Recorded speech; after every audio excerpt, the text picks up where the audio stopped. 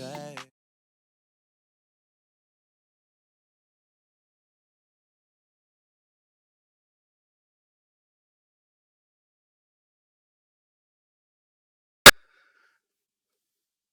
Yo, yo, yo, yo, yo, yo, yo.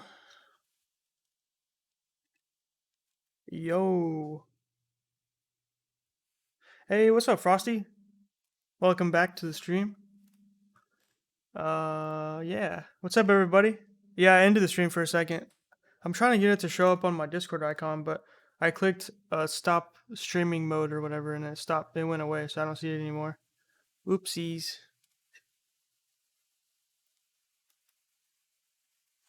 But yeah. Yeah, live theme's the best. So, yeah.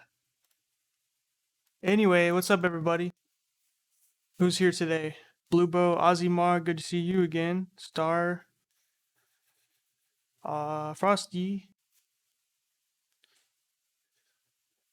Yeah, so what we're going to do today, I'm going to show you how to use SQL. People say SQL, I say SQL because I'm cool. Within your Spigot plugins. A lot of people have been asking that for a long time. So I thought I might show you. Maybe I'll chop it up, put it in a video, or I'll just re-record it later on. But yeah, so y'all get the first look at how to do it. I didn't really plan before doing this, so we're just gonna go through the process together, figure it out. I have done it before, obviously, but so I have some sample code I can look at if I need to. But yeah, so is everybody ready?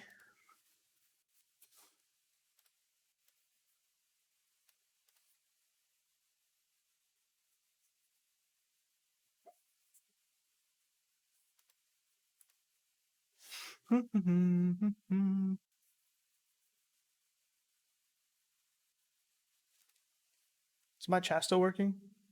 Okay, Ozzy says sounds cool. Good. I hope there's enough people here. A few people, I guess.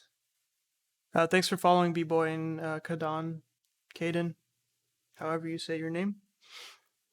Let's get started. So, what I'm going to be using for this is a database called H2, an H2 SQL database. And so, if you know anything about SQL, it's not a database itself.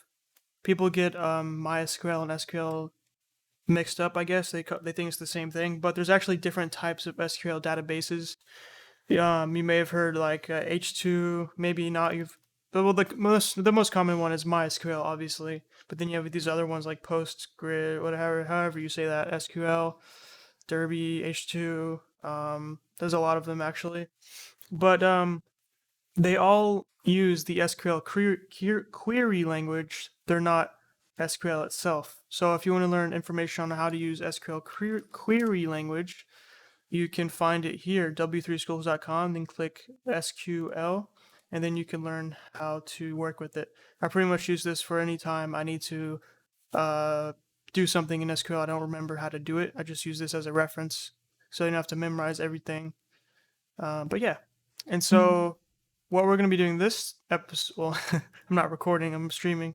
What we're going to be doing right now is using H2 instead of MySQL. It's actually way easier to set up than MySQL. MySQL takes a good amount of setup to do, at least on a Windows computer. I may try installing it with Docker later, maybe if we have time, but for now we'll do H2. It's the exact same thing pretty much. That's the cool thing about it. Since it's using SQL, it's an SQL database, it doesn't matter which database you're working with, whether it's MySQL, H2, or whatever, as long as it's SQL. There's different like syntaxes to it. Some databases have different ways of doing things. It's not perfectly the same, but they're pretty much inoperable. I think that's the word, but you can use any of them interchangeably. I think that's a better word. But yeah. And how do you use SQL in a Java program? You would use the Jdbc Api, which stands for Java Database Connectivity API, and that's built into Java directly, so you can use that. And so each database, like MySQL and H2, they have something called a Java driver, which enables you to use. It's basically just the way for you to use Java to work with the database, I guess. So it's a way for the database to be compatible with the JDBC API. and stuff. But yeah, so let's check it out a little bit. There's a bunch of information. I recommend going to this website. I'll post it in chat. You can look into it on your own. But we'll just take a quick look at it. Quick start. This just tells you. So yeah, one more thing. Well, not one more thing, but another thing is there's different types of databases. There's embedded databases. There's in-memory databases, and I think there's some other ones. But embedded means, in our case here, is that we can actually run the database as a file and save everything into a file. It's not like a database. It's not like a whole application type thing. But anyway, it's like really cool. So what we're going to be able to do is have a file inside of our plugin folder that is just represents our database, like poop.mv is our whole database, and we're just going to be communicating with that file using the H2 API and Java Database API. So yeah, it sounds complicated, but it's pretty easy once you get the hang of it. Oh, Twitch chat's not showing. Oh, oh, it's because I'm on recording right now. There we go. Now it should show everything. Thanks for that star. No, I mean Ozzy. Thanks for that. So I think it should show everything. But yeah, so this provides a good amount of information. So you can check it out if you want to. But let's go ahead and set up a new project real quick so we can try it out for ourselves. So new project, Minecraft, Spigot. And we'll give this the typical name.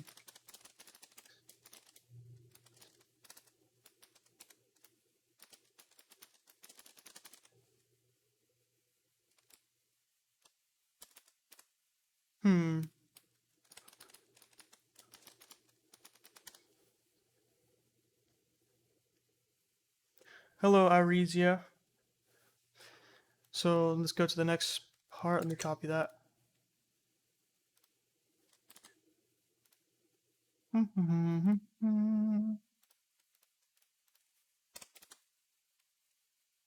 Okay.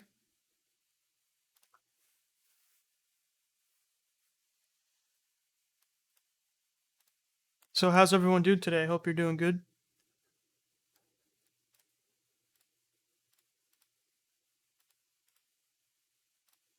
So I'm going to make a new package here initially called database. That's going to hold our database stuff. Ah. Dang, there's only 4 people in here? Dang. I'm not popular anymore. I'm sad. Anyway, so the first thing we need to do, what we're going to do is import H2 into our project so that we have access to the H2 driver. I'm pretty sure that's all we need. We don't need to set up anything else because it's all set up by itself. It's really powerful, and like you don't really have to do a lot of setup besides actually just adding it. So we need to find the H2 Maven dependency. We need to find what that is. Here it is.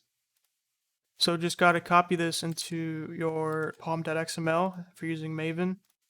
If you're using Gradle, then you're a loser. I'm doing good too, Ozzy. So there we go. So that's how you import H2 into your project. Make sure to click this at the top right. It'll load the dependencies and everything for you. And that's all you need, pretty much. So now what we want to do is figure out how to connect to the database. But first, let's think about how we want to do this. What do we want to be storing in our database? Does anyone have any ideas for what type of plugin we should make?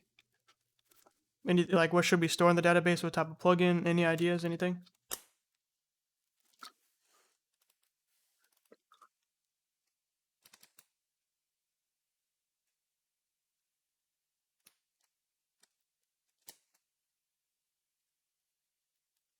Make a Vault plugin? Yeah, maybe. Block breaks. That's pretty simple. We'll start off with that. We may add some other stuff, but that's a good start off point. Block breaks per player. All right. So let's think about that.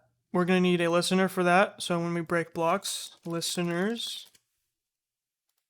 So we're going to make a new listener, block break listener, implements listener. Okay. Event handler public void on block. Is it public static void? Public, I think, is it public? No. Public void on block break. Player block break event. Nope, that's not it. Block break event. Block, there we go. So now whenever a block is broken, what can we get? So we can get the player, so we're going to store that into a P object. So player P is equal to e.getPlayer, player object, and player name grabber. Okay. And so every time a player breaks a block, we're going to call this event, we're going to listen, we're going to get the player, then what do we want to do? Okay, so now let's set up a database class here. So database, and what we want to do is first make a method, so public static get connection. So from what I've seen so far, I'm not like an expert or anything on this by far, I'm not an expert, but from what I've seen, the best thing you should do is just get the connection every time you want to do something to the database. You don't want to leave the connection open because I think that leads to issues. My initial thought was that would be problematic, just getting the connection every time. I thought that would introduce lag or something like that, but apparently that's what's recommended. So if I learn differently, I'll let y'all know. But yeah, so the idea is that we want to open a new connection to the database when we need to query information or put information in there. Hey, Exemplar, good to see you again. Welcome back. So you didn't really miss anything. All we did is just import H2, which is the database, SQL database we're using. H2 is our Maven thing. And so what we want to do is return a connection. A connection object will allow us to make queries to the database. But first we need to establish a connection. So driver manager is what you're going to use for that. So driver manager is equal to, and let's see if we can find an example on here. This has a lot of examples. So let's go to tutorial and that. Okay, so here we go. So this is an example piece of code. So let's use that. I'll put it on my other screen. So we're going to do connection is equal to driver manager dot get connection, and that's what we can use to establish the connection with the database. There's different overloaded versions of this method here, but it's going to depend on what kind of database you're using. So if you're going to be using a normal MySQL database, you're going to want this method here. You're going to need a URL to the database. You're also going to need a user, a password, and all that information. But for me, since we're using an embedded database, it's going to be stored locally on our file system, which is really cool in my opinion. So all we need to do is provide the connection string for this. So basically it's like this. So Jdbc, it's always going to start with that because we're using the Java Database Connectivity API, and then colon H2, which is your database implementation or the driver you're using basically, and then colon again, and then now you want to provide the file at which your database is going to be located, okay?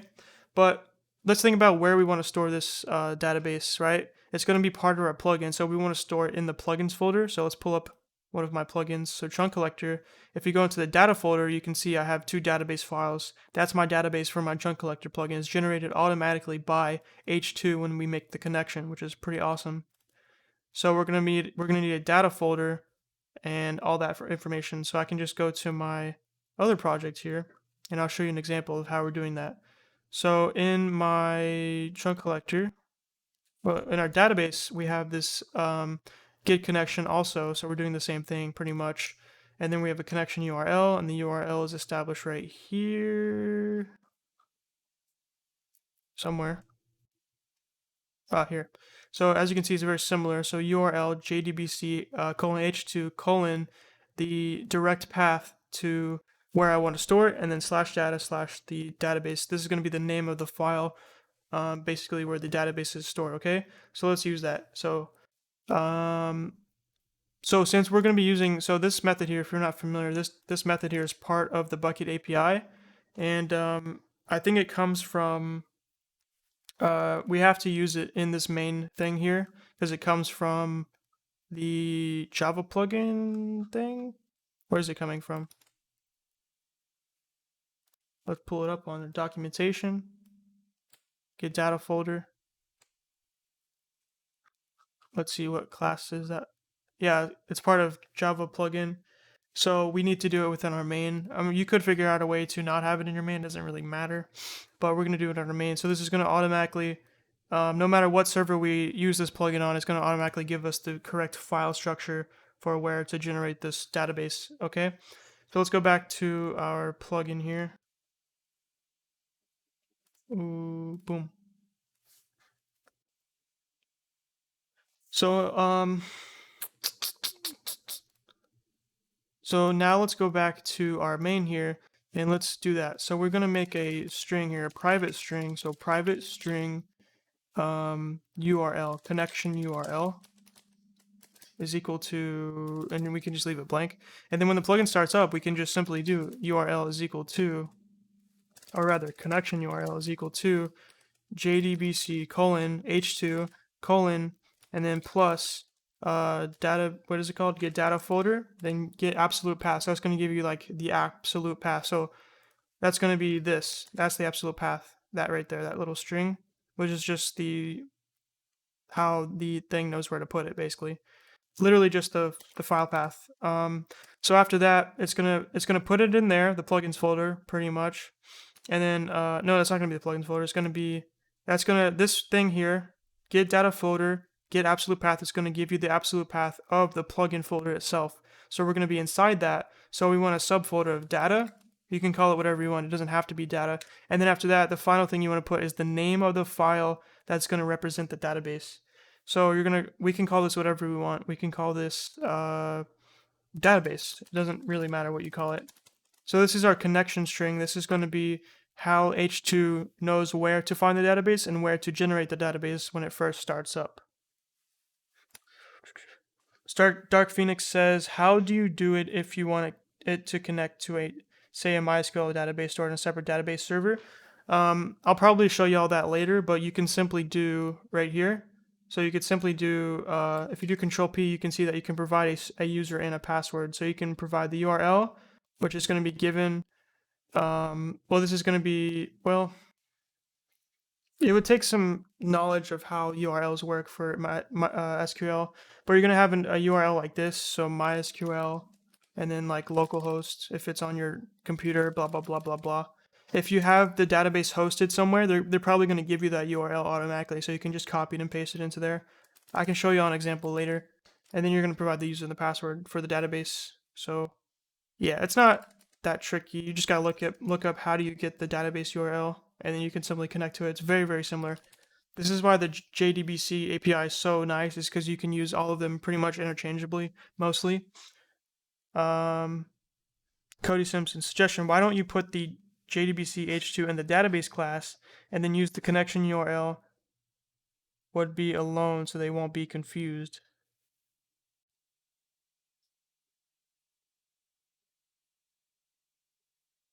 I mean, you could do whatever you want. I like the way I have it now. So I can get rid of this, right? Because we're gonna be grabbing it from our main here. Oh, yeah, you could do that, Arisia. Yeah, you definitely would want to do that if you're going to be having multiple implementations. So let's say you have a plugin where you want the user to be able to choose what type of MySQL database they want to use, or SQL database. Then it would make sense to do that within here, right? So you could have a config option within your config.yml that says choose your SQL database, and they can have it as H2 by default, or they can have it as MySQL, and then depending on what that option is, you can give them a different driver connection string prefix or whatever. So that's how that does make sense. But for now, we can just use this, it doesn't matter. And so since we have that private string, we want to make a getter for that so we can access in other classes. So getter, boom. But we're gonna need to make this static, by the way. So private static. There we go. So now we can go to our database class and do, what's this called? Spigot database tutorial dot get connection URL. So that's all you need for that, pretty much. So let me zoom out a little bit for you guys. So what's the problem? Unhandled exception, SQL exception, yeah. So pretty much anytime you do anything with SQL, you need to handle the exception in case an exception happens, which makes sense. So we're gonna close this within a try. Oops, try, and then boom, and then you could put this outside of it. So connection is equal to null, right? And then you're gonna do connection is equal to that. So if that does not fail, if it doesn't throw an exception, then you can set it to that, or put the value of this into that, blah, blah, blah. And we'll just catch that exception, SQL exception EX.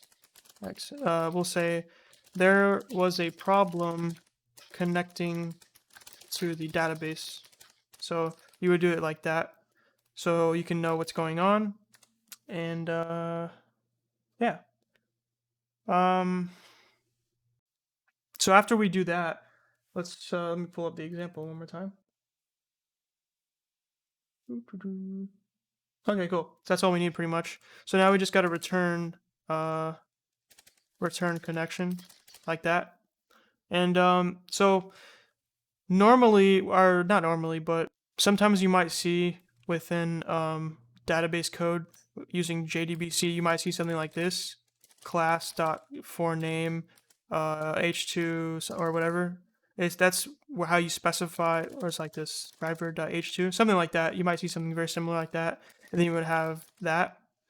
That is just a way for you to specify what SQL driver you're using, but in this case, you don't really need to. I think I'm not sure which version that was added in, but one of the most recent versions of Java, I believe, they made it so you don't have to specify the driver that you're using. It's basically assumed by Java, so it knows we're using H2, or it should know at least.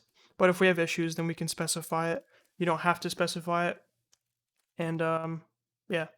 And if you're using multiple databases, you might still need to specify it, but it probably gets it from the connection URL. That's how it knows which driver to use. So you can play around with that if you want to. But the point is, you don't really have to. That's what's, but you may see it sometimes. Okay.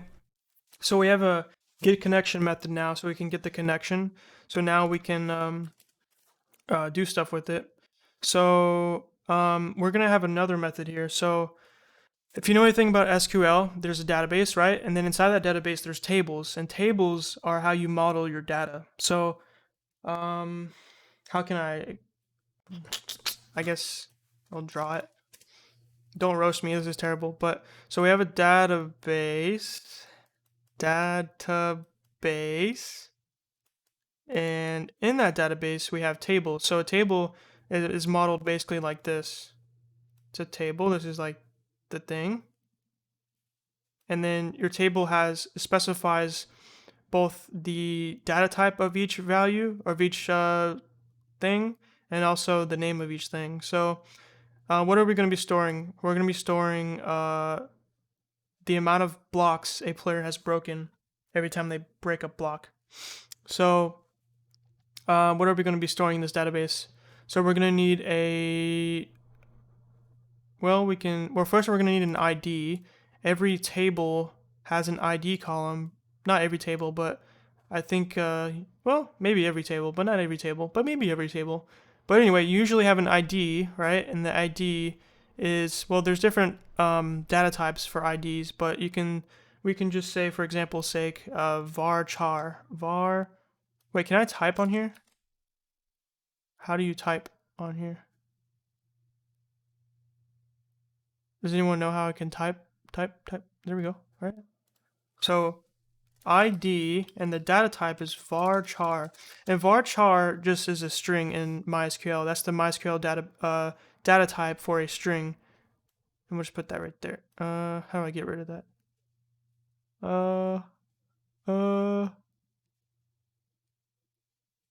I don't know what I'm doing, but anyway, so this is the first data thing, and then how do I draw?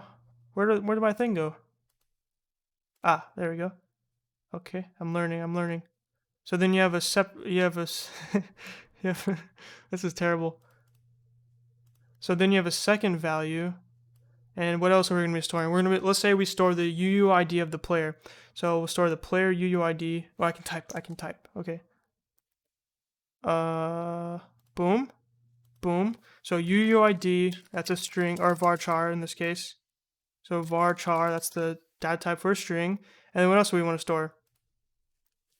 Then we will store, what do we store? Let's store the amount of blocks that have been broken. So broken blocks, and that's going to be an integer. So this looks like shit, but the point is that you have a table, and the table, you can specify the data types and the data that you're going to be storing, and then you're going to have columns in the table. So let me switch back to a pin. So you're going to have columns, and that's the column. So each data variable, what do you call that? What do you call that? Each data type in its name, its variable name, is going to represent a column, and this is just extra space. And then each row is going to be each entry of data. Okay, so row. So let's say we have ID 1, so that's the first row. It's going to be assigned automatically. And then we have the UUID of the player. We'll say Bob. Of course, a UUID is not going to be like that, but just for example's sake, UUID Bob. And then how many blocks is Bob broken? Let's say Bob is broken 5 blocks. So that's how that works. So the row is the data itself. This is just explaining how, this is just the thing here that's modeling the data. Each row is the data itself. So let's say we have a second row. This could be Mary. Okay, and then Mary has broken 8 blocks. And then you can have a third row and so on, right? It doesn't matter. You have a bunch of rows, and that's the data in the database, okay? So now we can use our connection object here to build that database. First, we need to model the data that's going to be in that table. So we need to create the table, right? And then we need to then specify, well, then we can add rows to the database, and we can delete rows, and we can edit rows, we can do whatever we want. But the first thing we need to do is set up the tables if they have not been set up already, okay? So we're going to make a new method here. So public static void initialize database. And so what we're going to do in here is just set up the tables if they have not been set up already, okay? So first we're going to need, any questions yet? Oh yeah, a Google Sheet would have made more sense. This is going to sound down. What's the point of the ID, of having the ID if we have the UUID of the player? What's the best way to explain? Well, in some cases, well, it depends on how you build the application, but in some cases, what if you have 2 of the same UUID? Like, what if you have 2 of the same player in the database? Of course, that wouldn't make sense. Why would you have 2 rows with the same person? But that could be a possibility. But the UID is always unique, no matter what. It's meant to be unique. You can never have 2 IDs of the same ID, basically. That's how it works. And then an example, whenever I'm building my web applications, you can use SQL, you can use Mongo. You could get all of the database entries in the database, all the rows, and then show them on a web page, right? And then each thing on the web page, let's say these are buttons. Each button has a link on it, so you could say /book, or I can type it. So you can do /book and then the ID, so 1, book 1. This is a terrible explanation, but yeah. So let me do some more. 1, 2, blah blah blah blah, and then book 2, book 3, oops, book 3, book 2, and then book 3. So I know this is not a web development tutorial, but let's say that we generate buttons on the page, and each button represents each row in my database.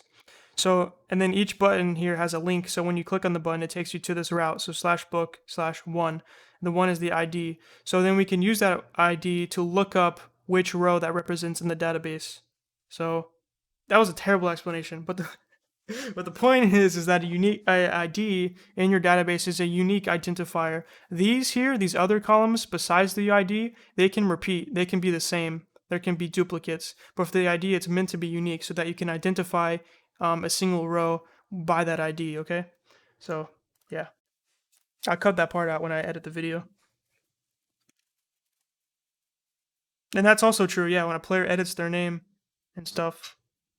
I mean, anything could happen, but the ID always is going to be unique. That's never going to change. I think you can change the ID, but the point is that it's always unique, so yeah. But whatever.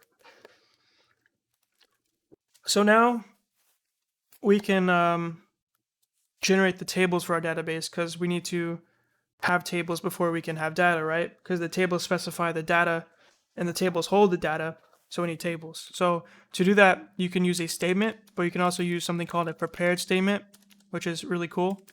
And by the way, if you're interested in learning how to use SQL with Java, you can go to w3schools.com, and this tells you all the SQL syntax, the SQL query language. But if you want to learn SQL for Java specifically, you want to look up Jdbc Api Java tutorial. And then Jinkov has a good tutorial there. This one here, tutorials.jinkov.com. I'll leave a link in the chat right now. This one has a really good, this guy has some really good explanations. I mean, they're not too detailed, but they're pretty solid. He has a bunch of examples of how you can use all these different things. So yeah, in case you're interested in that.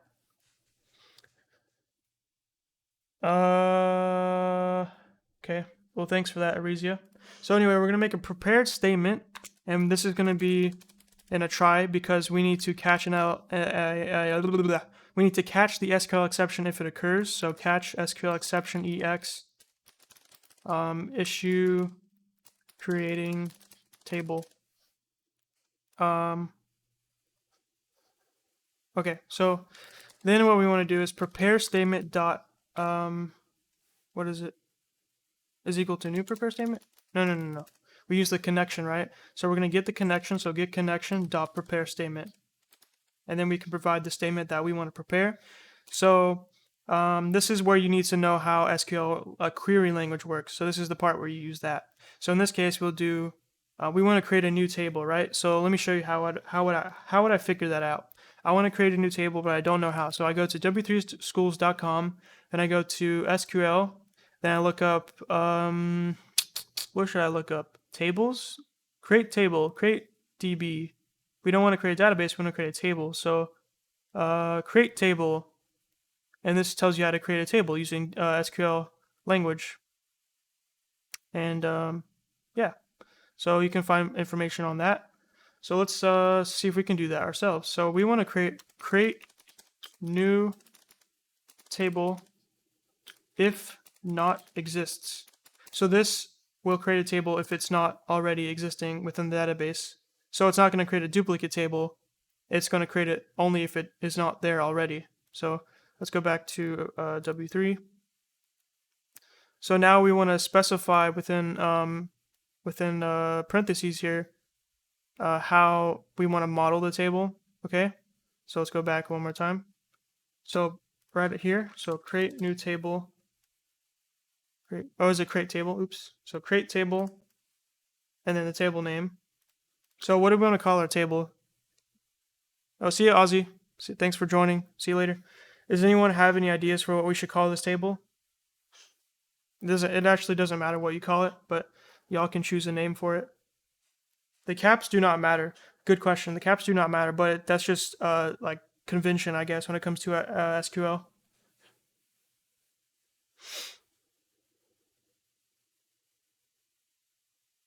Someone give me a table name that actually makes sense, not my table. No, it needs to be relevant to what we're doing. Y'all are useless.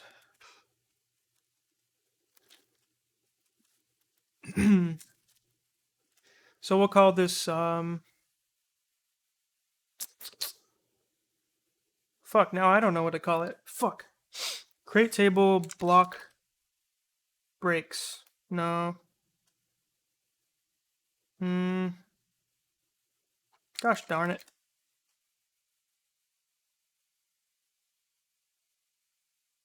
blocks per player.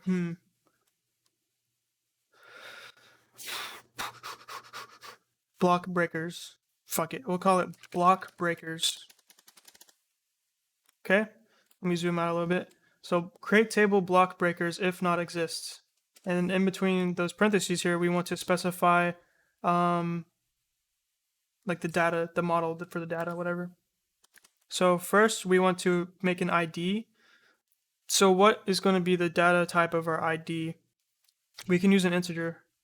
That's fine. So let's give it a name. So we'll call this the use player ID. So player ID and then the data type, so integer. And you can see it suggests integers, data types to you, auto completes it. So player ID is the name of the variable, and then integer is the data type, okay? And then, yeah. So now, what is the second thing we want to provide? We want to provide the UUID of the player. So we'll do, we want to store it as a string, right? A UUID can be can be converted to and from a string. So we'll store it as a string. So we'll do player UUID, and that's going to be a varchar. And as I told you before, a varchar is just a string in SQL, okay? And I think 255, I think that's the default max, I believe. I might be wrong on that. But yeah. So player ID, that's going to be the ID of each row. Then player UUID, that's going to be the column that stores the UUID of the player as a string. And then now we want the amount of blocks broken. So blocks broken, that's going to be an integer. Actually, a long may be better because over time it's going to get bigger and bigger. Thanks for following, Iceman. Welcome. So we're just going to do integer though, because we're not going to do anything crazy. So blocks broken integer. So we have 3 different pieces of data that models our table, and that should work. All right, and I think that's all we need, right? I believe so. Let me double check on my other code here. Yep, that's all we need. Cool. Except here I'm using a statement, but it doesn't really matter.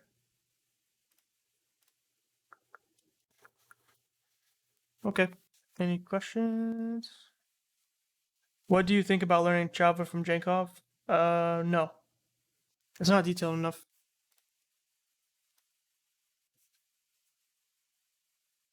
That should do the job. So that's going to create the table. So this is our statement, and now we want to execute the statement. So we could do prepared statement dot execute, and that's going to run it, and hopefully that'll generate the table within the database. Okay. So we're going to call this in our on enable.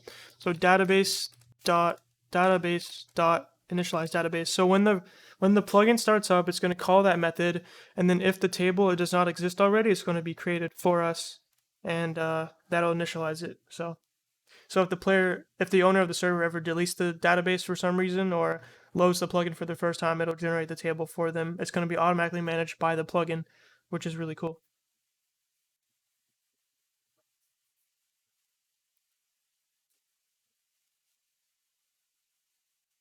Wait, does if not exist go before? Oh yeah, okay. That makes sense. So create table if not exists, and then the name of the table, and then the model for the table. Okay. So now we can use this listener here to put stuff into the table. All right. So let's try that out. How do we put stuff into the table? So we're going to need a connection. So database.get connection. And we're going to store that in a connection object. No, we're going to do prepared statement. This is how we form our statement. Statement is equal to database.getConnection.prepare statement, like that. And then inside of here, we can put what we want to execute. What column type are you using for MySQL? It's the same thing. It should be the same thing. I think actually, well, it depends, I believe, but I think MySQL, you also need some other stuff. Like maybe the data type might be different. I'm not sure though. but this works. It should work, at least theoretically, according to my analysis. But also, whenever you put rows into the database, it should automatically increment the ID here. At least it should. But we'll find out, okay? Actually, shouldn't that be an option we should put? Hold on. Ah, okay, so this is what we're missing. So if we want the rows, if we want the ID of each row to automatically be inserted to the database, we don't have to specify the ID of each row. Then we could tell it to do, we could tell it's the identity. So that'll automatically increment each row. I mean, each ID every time we make a new row into our database. So we can just copy this. And by the way, if this is all just stuff you find out by doing research and reading the documentation. So yeah. So let's go back, and then we can put this right here. And so now every time we add a new row to our table, it's going to automatically do the ID. We only have to enter these other two, but the database will handle this part. So the ID itself. Hopefully that makes sense. Will creating the table automatically create the database too? No, but that's already happened. This here, H2, the way it works, it automatically creates itself in a way. So we've imported H2 into our Maven dependencies. So whenever we try connecting to it, it will automatically generate the database if it's not generated already. But the table you do have to create yourself, basically using this statement here, okay? That's the idea, at least. All right, so now let's figure out how we can put this data into the database every time they break a block. So let's go back to our W3 schools here to figure out how to do that. So that would be insert into. Okay, so insert into database and then the data. Okay, so let me show you. So insert into, then you want the name of the database. So our database is called block breaker. And if you connect to the database using IntelliJ, it'll actually autocomplete the name of the database and everything like that. But with H2, you can only have one connection to the database at a time, at least for this embedded database. I'm not sure if you can change that or not. Maybe you can. But yeah. Why are we getting a new connection every time? I mean, is it necessary? Yeah, pretty much. I said this earlier. I think, where is it? Okay, so it's recommended that you, every time you do something new with the database, like make a query or execute a statement, it's recommended, I believe, from what I've looked at least, and I may be wrong, it's recommended that you make a new connection to the database. So close your previous connection and then remake the connection whenever you need to do something new, basically. So actually, speaking of that, after we execute the statement, we want to do, well, in this case, we're not storing the connection within the connection variable, but if we did, so if we do connection is equal to get connection, and then we replace this with connection, and then after that we could do connection.close. That's what I've seen done a lot in database code. There's different ways of doing things, obviously, but that's what I've seen commonly, so I'm just going to do that. You can do whatever you want, I don't care. So connection close, that's going to close the connection, then you can reopen a connection next time. So, and then also I believe it's actually closed automatically, just the way that Java works, but closing it, just calling it anyway will still be nice. Anyway, so let's do the same thing here. Connection is equal to database.getConnection. Boom. And now we can just replace this with connection. And we want to encapsulate this within a try catch. So try catch SQL exception. And later on, you might want to put this into a method, of course, instead of like putting it directly into your listener. But just for the purpose of showing you how it works, we're going to do it within here.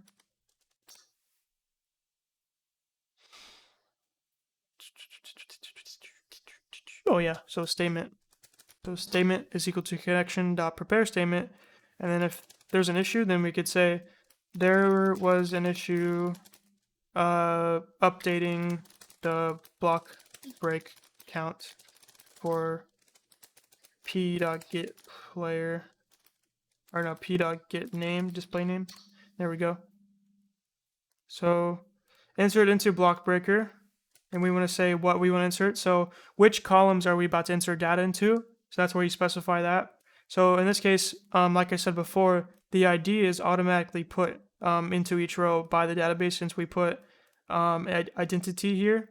And so these we have to put are the only ones we have to put. So first we need the player UID, so player UUID. And then next we need the blocks broken. And yeah, I don't think you have to put all of them. If you don't want to, you can leave some like empty, but yeah, for this purpose we're doing it both because we need to. Anyway, so after that, insert into, and then we want to say values. So these are actually the values. So question mark. So what we're doing here, one second. So what we're doing here is we're entering into the database or into the table a new row. In a row, you can think of just the data itself. And so that row is going to have two values, well, three values. It's going to have the ID, and it's going to have the player UID, and then the blocks broken. And what we're doing here is we're making a new statement here that specifies that we want to make a new row into this table here with the columns of player UID and blocks broken, and then we want to provide the values. And the reason we're not, putting the values directly into this is because a prepared statement, the way it works is that you can do statement dot set and then whatever data type you're trying to set. So in this case, player UID is a string, so we could do set string and then 0 and then the actual data that you want to put in there. That's how that works basically. But yeah, so in this case, no matter what, even if the player has the row already in the database with that UID, it's still going to make a new row. But later on, we'll add a thing so that it says it'll first check to see if that player is already in the database, and then if they are, it'll grab the table and then we'll update it instead of entering a totally new row into the database. But in this case, I'm just trying to demonstrate to you how to insert new rows. So first, we want the UUID of the player. So then we'll do p.get get unique ID.toString. And what's the problem here? Cannot resolve query parameter 1. I think 1. Is it not 0 based? Let me double check.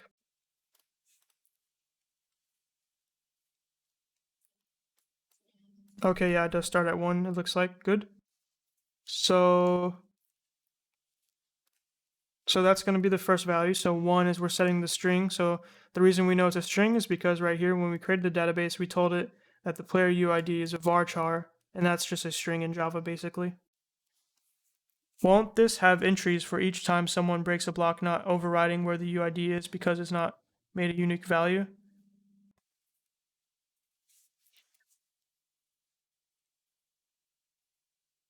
I'm not sure what you mean. I think you mean it's just going to create a new row every time, even with duplicate UIDs.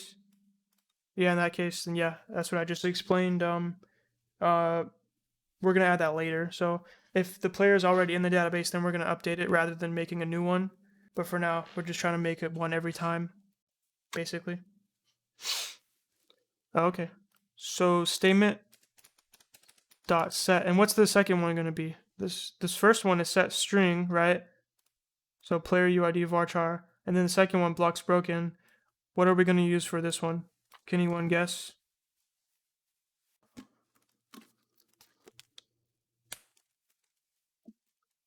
We want to set the second value here. And this by the way, this lines up with the question mark if you haven't noticed. So statement.setString will set the first, or set the string. In this case, we want the first one. So 1 is the first question mark. Integer, yeah, exemplar says integer, so set integer or int. And then we want to provide the index, so 2 in this case, it's not 0 based. And then that's going to target the second question mark. So then we want the data that's going to go there, which in this case will be the amount of blocks broken.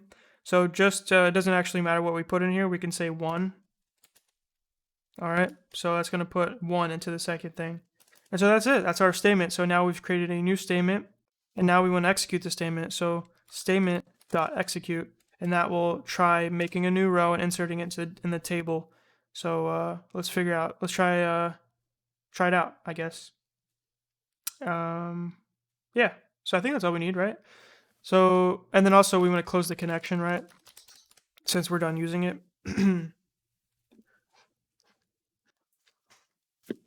All right, so let's try this out now. I think that's all we need, pretty much. Looks good to me. Oh yeah, we need to register our listener. So, what is it? Git plugin? What is it? Git plugin. I forgot. Git server.get plugin manager .register events new block break listener, and then this. Let's try that out. Let's see what happens. So, what should happen is that whenever we run this plugin for the first time, it should generate the database itself within the file that we specified, so /data/database, and then it should also generate the table. And we won't have any way of knowing if the table was actually generated correctly unless we look in the console for exceptions. But we can also try connecting to the database using IntelliJ. We'll give that a try. But I gotta try and figure out how to do that. I don't remember. We'll figure it out. So let's try it out. Let's copy and paste it into the plugins folder. This is your prepare statement? Yeah, what do you mean?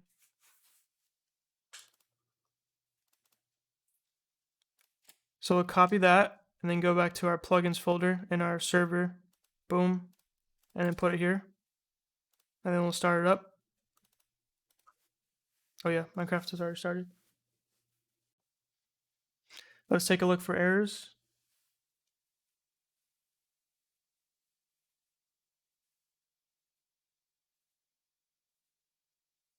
There we go. Loaded class org.h2.driver from chunk collector version 2.1.1, which is not a depend, blah, blah, blah. So it was automatically able to recognize the dependency, which is cool too. Uh-oh, we got an error. It says database loaded, and then we get database initialization error. So that's not good. So where is that? Database initialization error. So that'll be in here. Nope. So those aren't our table thingies. Let's check here. So let's check to see if the database was actually generated. So plugins, Spigot database tutorial, data, and here it is. There's our database. So even though we got an error, it seems to be here at least. So maybe it'll still work. Let's find out.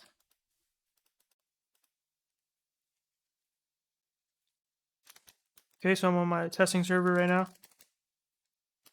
Let's look for errors first. Let's try breaking a block.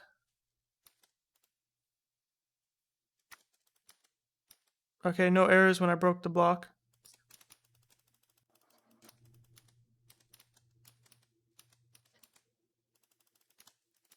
Oops. Okay, no errors so far. So we have no way of knowing if it works or not yet.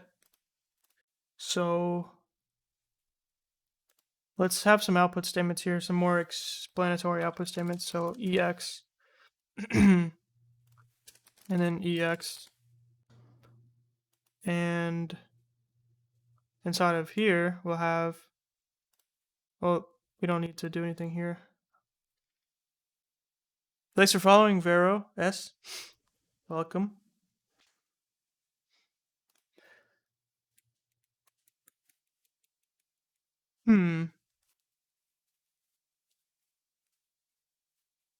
So let's see what happens. Let's try running this again, see if we get any exceptions. By the way, never reload when using this H2 database thingy. I've had problems with it. It doesn't like reconnect to the database, so I recommend just restarting the server. I haven't found a way around that yet. Sometimes it works though.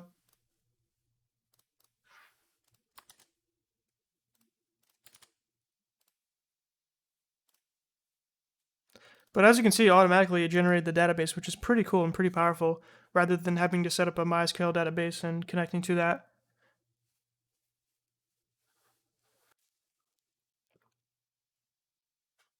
So we're still getting database load and database initialization error.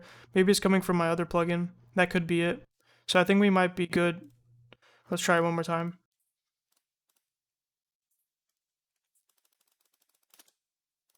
Okay, no errors, that's good. So now let's figure out if we can connect to our database using IntelliJ so that we can actually see what's going on inside of it. So that'll allow us to actually see the tables, which is pretty cool too. So first we need to terminate the server. So we need to terminate our connection with the database. Because like I said before, it only lets you do one connection to that database at a time. So we gotta close it real quick. And then we can go to here on the side database. I think you may need IntelliJ Ultimate to do this. I may be wrong though, but we want to click this new data source. Click H2, and now we want to figure out how we can connect to it. So it's an embedded database, and we want to give it the location of the database. So in my E drive, Minecraft, test server, plugins, this one, and then right here. So click OK. And now it's able to target the database. Download missing driver files, by the way. There we go. Cool. And I don't think we're going to need a user and password, hopefully. So click OK or apply. And let's see if we can get it to connect. Hey, it works on the first try. Awesome. So now we can basically look at our database within IntelliJ, which is pretty cool. So this is how you make queries if you want to. So we can do select all from, and what's the database called? Block breaker. So this will get all rows from the table block breaker. And there we go. Awesome. Look at that. So now we can see our table modeled in real time. Well, not real time, but if we want to refresh, we can just refresh by clicking that and it'll redo the query. But as you can see, we have our table here and it automatically set the ID of each row as we create a new one, which is awesome. So we don't have to worry about that. And it stores the UID of my player. And of course, they're all the same because it's all the same player. It's just my one account, not multiple accounts. But if there was another account, it would put his ID in here too. And then we have the blocks broken, which we're setting to 1. So isn't that awesome? Pretty cool if you ask me. So we can use this to look at our data. We can even manually add data using this. We can do whatever we want. This is how we talk to the database using IntelliJ. It's awesome. So yeah.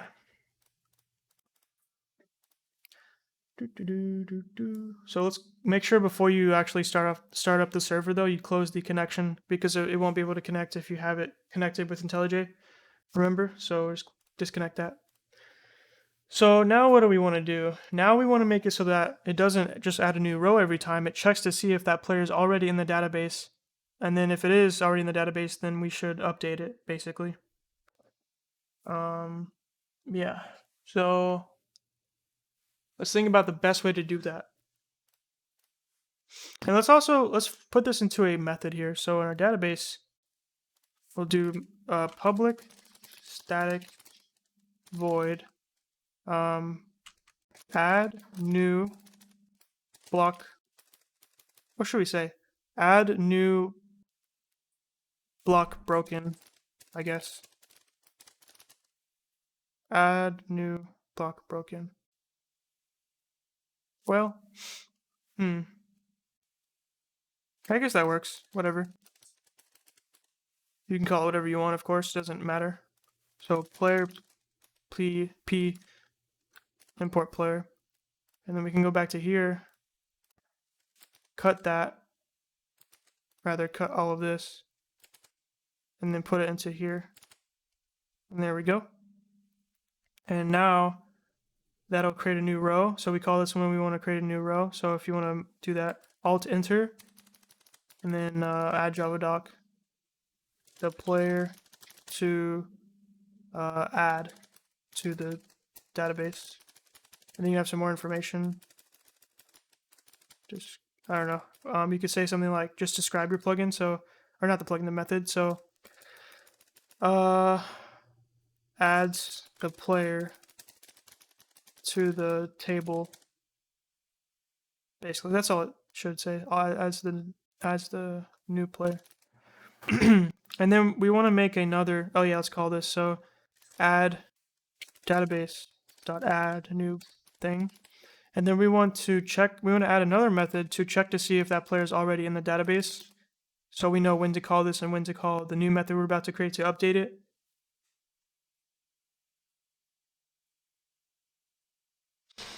So public static void. Does anybody have any questions, by the way? Anybody? Keep in mind, I'm not an expert or anything like that. I'm just showing you what I've learned. But yeah, so public static boolean is player in database. Yeah, database. There's probably a better name for that, but that's fine for now. It doesn't matter. So now we want to figure out how we can check to see if the player is already in the table, or rather, is there a row already with that? So the easy way to do that is we can just get all of the rows and then cycle through them and check to see if there is one with that, basically. I hope that made sense. But yeah, we can just copy this rather. And so we'll do select all. That stands for all, like the little whatever it's called, pound. So select all from and then the table name. So block breaker. So select all rows from block breaker. So that's going to return all rows. And so we can get rid of this. We don't need this anymore. So in this case, we want to execute a query. A query is when you're asking for information, right? And so execute a query returns a result set, and you're going to use that result set to cycle through all of your rows that it returns. So rows. Oops.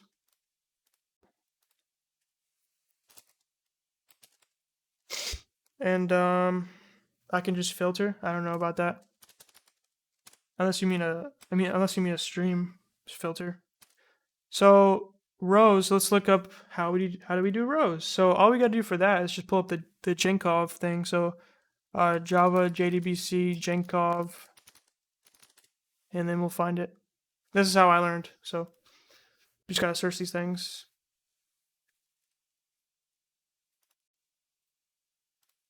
So query the database, and so that returns a result set, and then you can use this while loop and the next method here to cycle through each row in the database. Okay, so let's try that out. So it's going to return a result set. So then we were going to make a while here. So that's going to loop through it. So while rows dot has next, or is it next? Yeah, next. So while it has next, then we can do rows and then get the value we want. So if rows dot get string. So we're trying to grab the UUID from the row, right? And the row, in case you're wondering, if you're not aware, the row is just this. Let me rerun this. The row is this little row here. That's what the row we're getting. So we're gonna check the player UUID of each row and check it against the player that was provided to see if they're the same person. And then if they are the same person, then we can just update that row rather than just re-adding the player to the database. So as you can see, we have a bunch of duplicates here. We don't want all those duplicates, right? So yeah, that's what we want to avoid. So rows.getString, and then we want to provide the thing that we're looking for. So in this case, we're looking for the player UUID, so that's the name of it, the name of the column. So player UUID, and what's the problem here? So provide, okay, so cool. So if that's equals ignore case, p.get unique ID dot toString. So if they are the same, then what we can do here is just, we'll have a boolean here. So boolean is found is equal to false. And then we could simply do is found is equal to true, and then break out of the loop, pretty much. And then we can have an if statement here. So if is found is true, then we know that we found a matching thingy-majiggy. So then we can just return true. Otherwise, return, or rather, we want to do this after we close the connection. So that, and then otherwise return false. So yeah. Oh yeah, that makes sense. So, if you have any questions about what I did here, just ask me. But what's the problem? So we're missing return statement. So return false. Okay. So what's happening here is that whenever the block break listener is called, we want to call this method here, and we pass it the player that just broke the block. And what this is going to do is check the database. It's going to get all of the rows from the table in the database, right?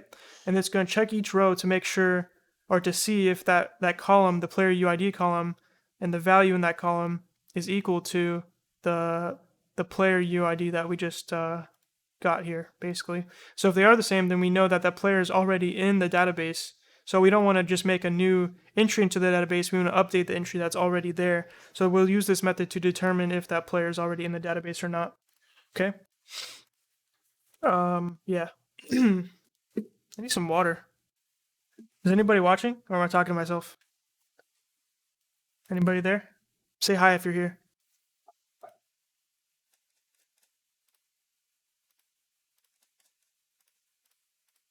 Hi. Okay. Okay. Anybody else?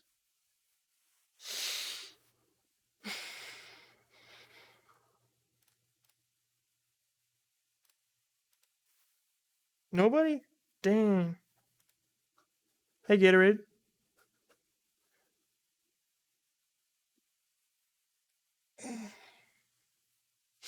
All right. I don't know what you mean by filter. Thanks, Gatorade. Okay, so now instead of that, we want to do data if database dot is player in database, provide the p. If that's true, then the player is already in the database.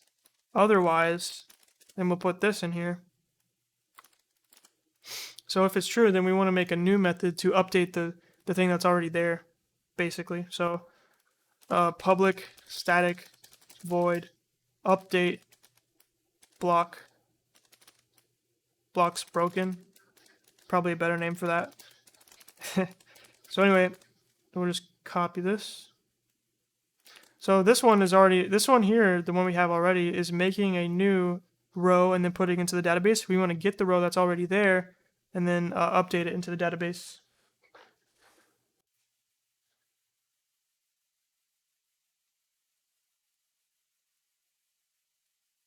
Oh, that's true. You could do that too.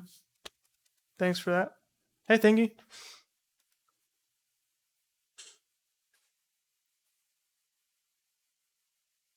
All right, so let's figure out how we can do that. So let's pull up the W3 thingy-majiggy. Update. So update table name where blah blah blah. So the condition.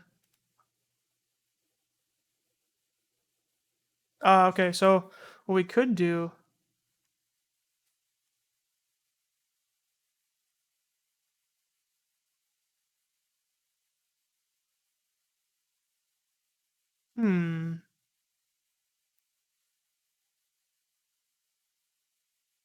What we could do.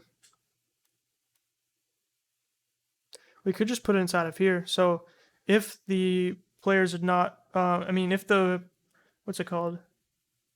If it's already found, then we can just get the ID of the row that was found and then update it based on that, basically. But we can use the UID of the player too, actually. That's even better. Thanks for following, Thingy. By the way, guys, if you have Twitch Prime, you could subscribe to me for free. Yeah, so let's do that. So let's get rid of the, well, yeah, no, okay, yeah, let's delete that. And so now we want to change this to update block breaker, which is our table name. And we'll get rid of that.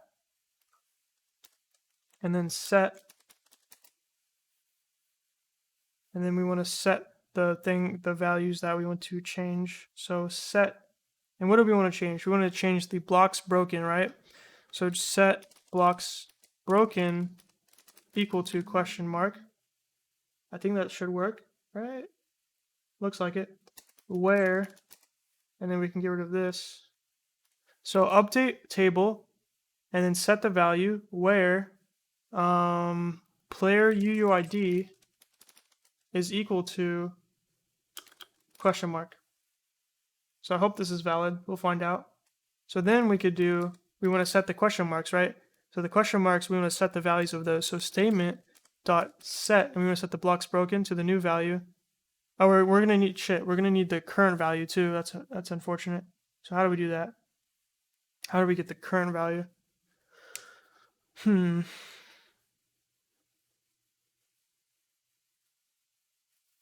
I know how to get the current value. Obviously, we just pretty much did it. I'm trying to think about the best way to do it. We could technically just put those all into one method, but I'd just rather keep this as separate methods for now. So, let's just copy this and put it here for now. And so this is going to be able to boom, and then boom, boom, and then boom. So if it's found, then we want to we want to update it. So, we'll rename this to query statement. So let me comment this out. So let's rename this one here.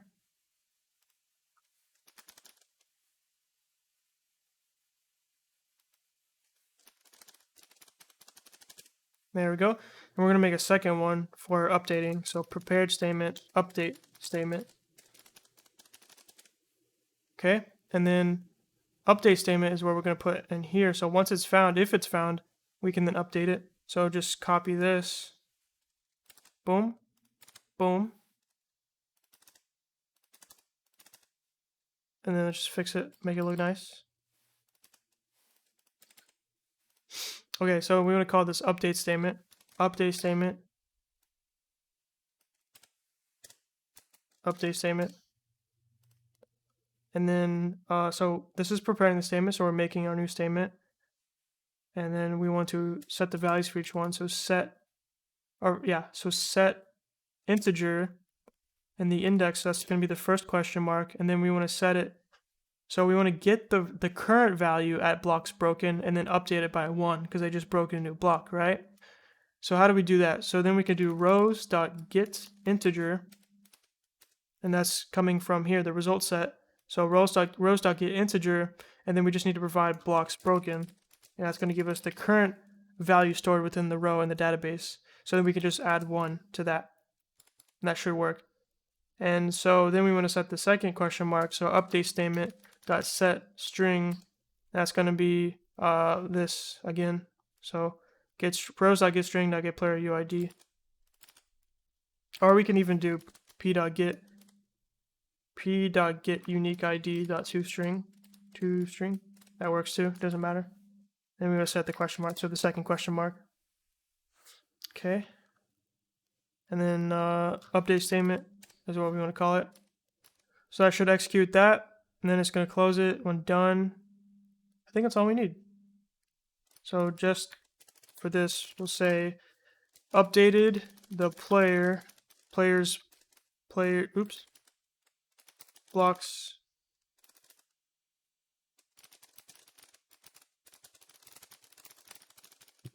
updated the players of broken blocks count within the database. All right, so we can get rid of this now. So updated blocks broken, we want to call this. So if the player is already within the database, then we want to update what's already there. So then we're going to call update blocks broken. Otherwise, if they're not in the database, then we want to add them to the database with this method here. So it just depends on whether they're already there or not.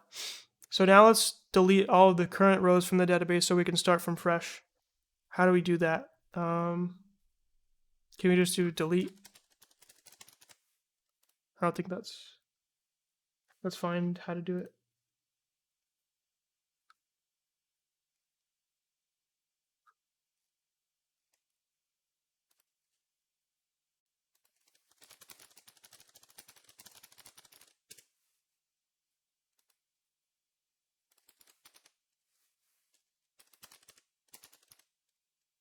Okay, so we just okay. So delete from block breaker, and that should delete all rows from the table. Let's try that out. Okay, run that. Let's say query delete statement without where clears all data on the table. Execute. And now we'll just see what's in there. Should be nothing now. So select all from block breaker. Oh, wrong thing. Let me run this one. So as you can see, the table is now empty. Okay. So now let's recompile our plugin and see if it works.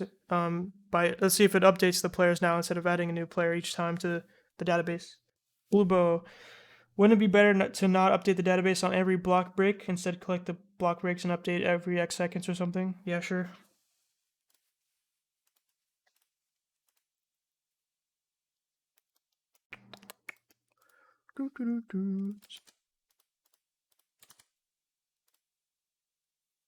Okay, I think we're good. Let's make sure we disconnect from, nope.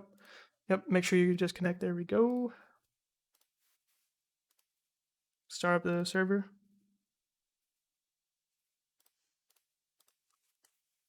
I'm not really worried about the best way to do anything right now. I'm trying to teach you how to work with a database.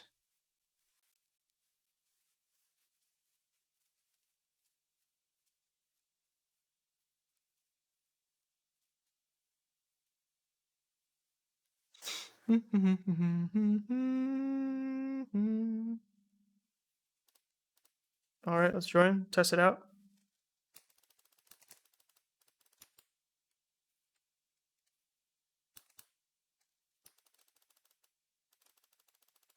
Any errors?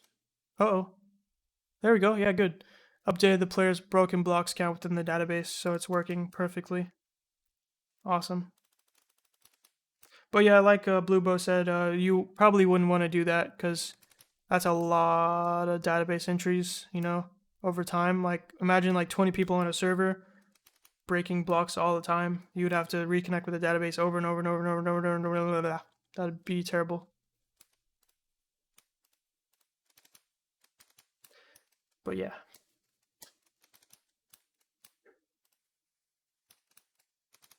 So that's pretty much it for that. That's how you connect to a database. And then, well, first let's just run through what we did so far. So first, we get the connection to the database, which is going to automatically establish the database by creating it within our server here. So plugins and right here. So now we have the database created automatically in the file. It's an embedded database, and then after that, we call initialize database when the plugin starts up, and this will create the table to hold the data if it's not already created. So if it's the first time starting the plugin up or something like that, then it will create the database for us, or the table for us rather. And then after that, we could start storing data within the table. So whenever you break a block, it checks to see if the player is already in the database by checking the column that stores their player UUID. So if any row has that UUID already, we know the player is already in the database. Otherwise, if they're not in the database already, we can create a new row based upon the player's UUID and just a block break count of 1. And if they are already in the database, if there's a row for that player already, then of course it's just going to update it. So pretty much that's it. Does anybody have any suggestions or questions on what we should try creating next using a database?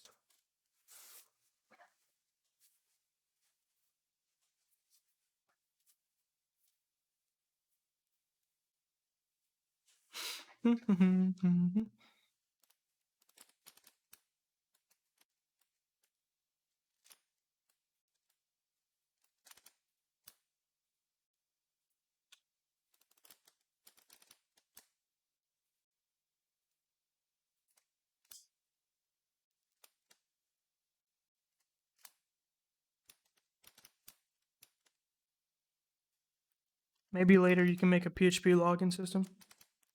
PHP sucks. Use Spring. Spring is awesome.